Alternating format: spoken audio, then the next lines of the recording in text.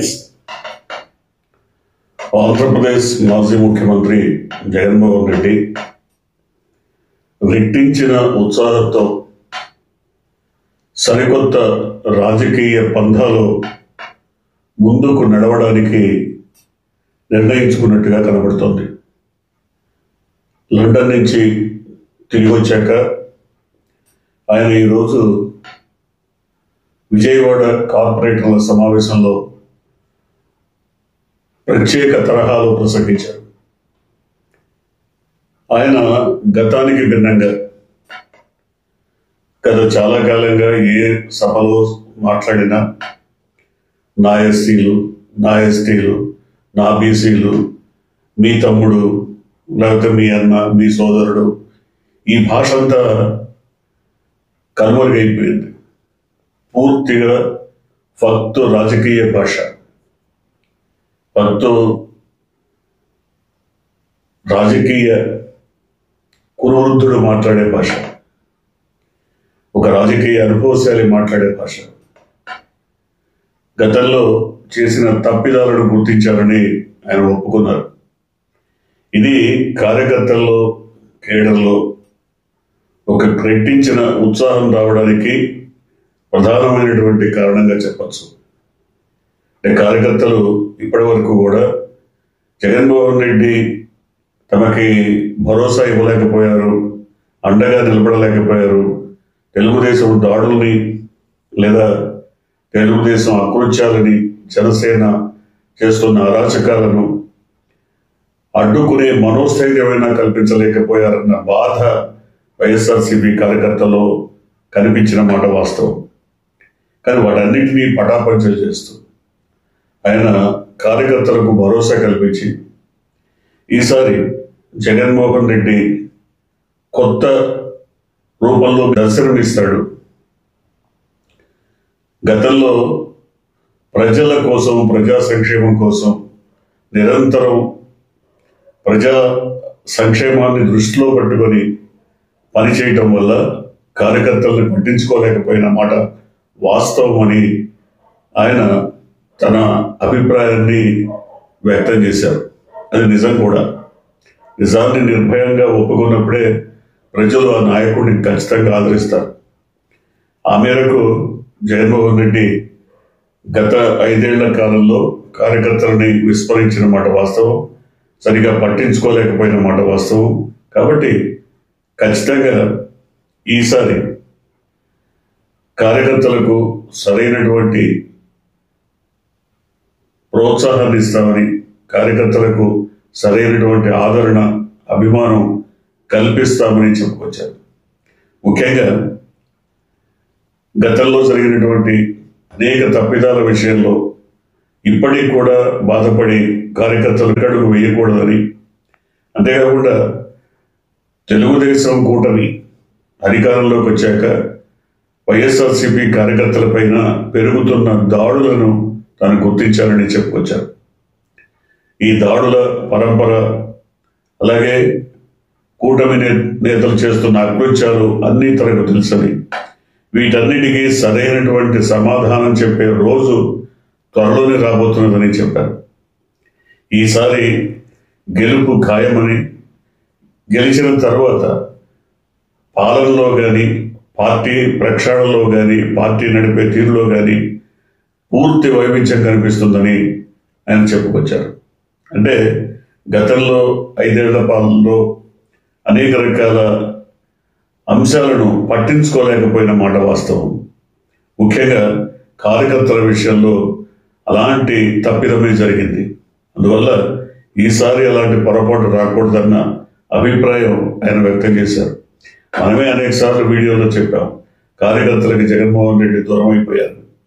అలాగే వాలంటీర్ వ్యవస్థ వల్ల కార్యకర్తలు నేరుగా నాయకులతో ఉన్నటువంటి ర్యాపోను కూడా కోల్పోయారని.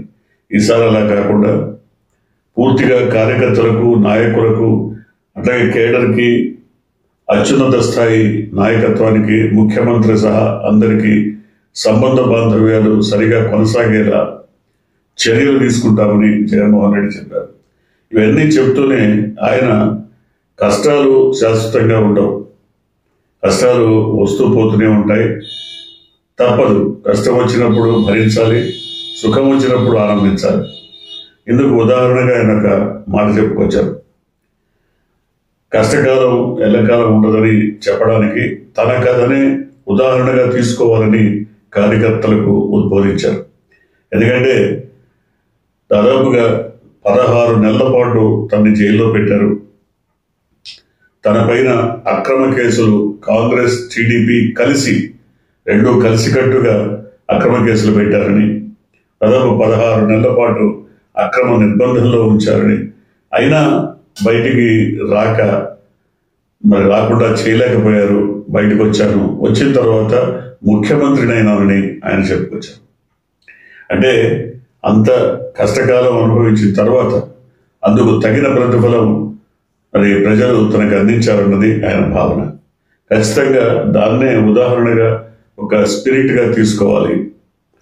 దాన్నే కార్యకర్తలు ఒక ఆలంబనగా తీసుకొని ఏదైనా కష్టం వచ్చినప్పుడు ఆ కష్టాలను అధిగమించడానికి ఖచ్చితంగా తన కథనే ఉదాహరణగా తీసుకోవాలని ఆయన పేర్కొన్నారు. అంటే మొత్తం ఆయన ప్రసంగాన్ని చూసిన తర్వాత పాత జగన్మోహన్ రెడ్డికి ఇప్పుడు ప్రసంగిస్తున్న జగన్మోహన్ రెడ్డికి ఎంతో కొంత వైవిధ్యం కనపడుతోంది. ఆయన ప్రసంగం తీరులో కానీ, ఆయన మాటల తూటాలు పేల్చిన తీరులో కానీ, లేదా అనేక రకాల విషయాలను సమగ్రంగా చర్చించిన పంథాలో కానీ ఇవన్నీ చూస్తే ఖచ్చితంగా కొంత వైవిధ్యం కనపడుతోంది. గతానికి భిన్నంగా, గత తరహాకు భిన్నంగా నా ఎస్సీలు, నా ఎస్టీలు, నా మైనారిటీలు ఈ రొటీన్గా విన్నప్పుడు కొంత ఏవగింపు కలిగిన మాట కూడా చాలా మందికి వాస్తవం. ఇప్పుడు అలా కాకుండా ప్రజలందరికీ అవసరమైనటువంటివి, అంతేకాకుండా కార్యకర్తల ద్వారా ఏం చేయాలి, పార్టీ నిర్మాణానికి ఏ రకమైన కృషి చేయాలి, ఇవన్నీ ఇలాంటి అంశాలను కూడా తాను పట్టించుకుంటానని, నిశ్చితంగా పరిశీలిస్తానని హామీ ఇవ్వటం. ఇలాంటి హామీ ఇంతకు ముందే ఇచ్చుంటే మరి ఇంతదాకా పరిస్థితి వచ్చేది కాదేమో. కానీ ఇప్పుడు తప్పనిసరి పరిస్థితుల్లో ఆయన ఇలాంటి హామీ ఇవ్వాల్సి వచ్చింది, ఇచ్చారు. అయితే ఈసారి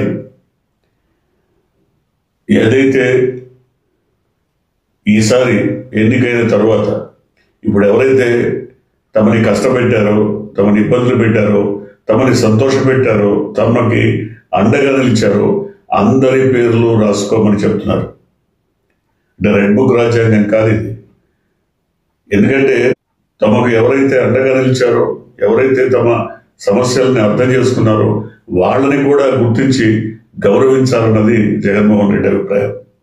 కష్టకాలంలో కార్యకర్తలకు అండగా నిలబడ్డవాడు, కష్టకాలంలో కార్యకర్తల్ని ఆదరించిన వాడు, హక్కులు చేర్చుకునేవాడు, వాళ్ళందరినీ కూడా గుర్తుంచుకొని మరి ఆదరించాలని ఆయన చెప్పుకొచ్చారు. అంటే ఖచ్చితంగా ఎవరైతే ఇబ్బందులు పెట్టారో, ఎవరైతే సమస్యలు సృష్టించారో, ఎవరైతే వైఎస్ఆర్సీపీ కార్యకర్తల మీద అక్రమ కేసులు బనాయించి దాడులు చేసి భౌతికంగా ఆర్థికంగా కొంగదీసి ఇబ్బందులు పెట్టారో వాళ్ళని గుర్తించాలి. ఎవరైతే అండగా నిలిచారో కష్టకాలంలో వారిని గుర్తించాలని జగన్మోహన్ రెడ్డి చెప్పారు. అంటే ఇప్పుడు ఈ 5 ఏళ్ల కాలంలో, కూటమి ప్రభుత్వ కాలంలో జరిగేటువంటి ప్రతి చర్యకు దానికి సమాంతరంగా ప్రతిచర్య వైసీపీ నుంచి ఉంటుందని ఆయన చెప్పుకొస్తున్నారు. అంటే ఇంత ఉద్వేగభరితమైనటువంటి ప్రసంగం గతంలో చేసుండకపోవచ్చు, ఇంత నిశ్చితమైనటువంటి విషయాలు ఆయన ఇంతకుముందు చర్చించకపోయి ఉండొచ్చు. ఆయన కొంత సునిశ్చితంగా ముఖ్యమంత్రిని ఆయన డొల్లతనాన్ని కూడా ఎండగట్టారు. సంపద సృష్టిస్తాను, సంపద సృష్టించి పంచిపెడతాను, పేదల్ని కోటీశ్వరులు చేస్తాను అని చెప్పినటువంటి ముఖ్యమంత్రి ఇప్పుడు గుడ్డు తేలేసి నేనేమి ఇవ్వలేను, నేనేమి చేయలేనని చెప్పడమే వాళ్ళ డొల్లతనానికి నిదర్శనంగా పేర్కొన్నారు. అనేక రకాల అంశాలు ఇలాంటి వాటిని జగన్మోహన్ రెడ్డి చర్చిస్తూ పూర్తిగా కార్యకర్తలకి భరోసా ఇస్తున్నానని, అండగా నిలుస్తానని, అలాగే ఇప్పుడు ఎవరైతే తమను ఇబ్బంది పెడుతున్నారో వాళ్ళందరినీ గుర్తుంచుకోమని, అంటే పుస్తకంలో రెడ్ బుక్లో రాసుకోమని కాదు, కనీసం గుర్తుంచుకుంటే తర్వాత ఏం జరిగిందన్న వాటి మీద చర్చించి ఖచ్చితంగా వారిపై చర్య తీసుకుంటామని, అంతేకాకుండా అవసరమైతే ప్రైవేట్ కేసులు అయితే కూడా జరుగుతుందని చెప్పుకొచ్చారు ఆయన. అంటే ఇప్పుడు ఎవరైతే పోలీస్ ఆఫీసర్స్ లేదా ఇతర అధికారులు అత్యుత్సాహంతో వైసీపీ కార్యకర్తలను వెంటాడి వేధించి వాళ్ళు ఇబ్బందులు పెడుతున్నారో వారి మీద ప్రైవేట్ కేసులు వేసేటువంటి అవకాశం కూడా ఉందని ఆయన చెప్పుకొచ్చారు. ఏ రకంగా చూసినా మొత్తం మీద కొత్త తరహాలో సాగినటువంటి ప్రసంగాన్ని చాలా నిశ్చితంగా అన్ని వర్గాలు పరిశీలించాయి. అయితే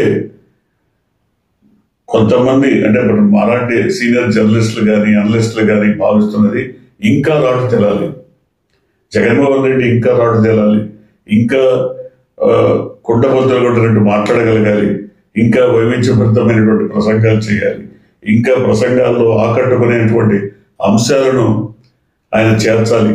అంతేకాకుండా భరోసా ఇవ్వడంలో కూడా ఇంకా వాళ్ళకి స్పష్టమైనటువంటి ఉదాహరణలతో చెప్పాలి. అప్పుడే ఆయనలో మరింత పరిపక్వత, మెచ్యూరిటీ కనపడుతుంది.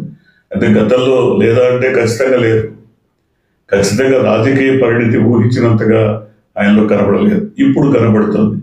ఇప్పుడు కనపడుతున్న పరిణితి సరిపోదు, మరింతగా ఆయన రాడుదేలి ఖచ్చితమైనటువంటి సూటిగా సమాధానం చెప్పి సూటిగా వార్నింగ్ ఇచ్చే స్థాయికి రావాల్సినటువంటి అవసరం ఉంది.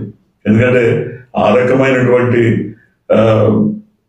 ప్రసంగాలని అవతల నుంచి కూటమి నుంచి వాడు వినిపిస్తున్నప్పుడు వాటికి టిట్ ఫర్ టాట్లా వాటికి స్పందించే తీరు అదే తరహాలో అదే స్థాయిలో ఉండకపోతే ప్రజలు అసమర్థుడిగా భావించేటువంటి అవకాశం ఉంటుంది.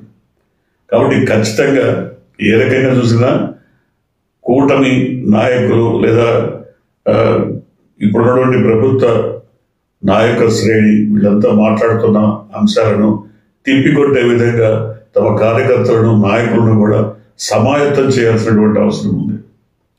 వాళ్ళందరినీ కూడా సుశిక్షితులైనటువంటి కార్యకర్తలుగా తయారు చేయాల్సినటువంటి అవసరం ఉంది.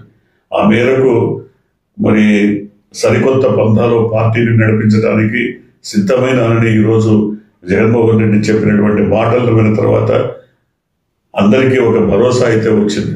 చూడాలి ఏం జరగబోతుందో. మీరు కొత్తగా కనుక ఈ ఛానల్ని చూస్తున్నట్టయితే, మీరు ఇప్పటి వరకు మన ఛానల్ని సబ్స్క్రైబ్ చేసుకున్నట్టయితే వెంటనే ఛానల్ని సబ్స్క్రైబ్ చేయండి. వెంటనే వీడియోని లైక్ చేసి షేర్ చేయండి. బెల్ ఐకాన్ని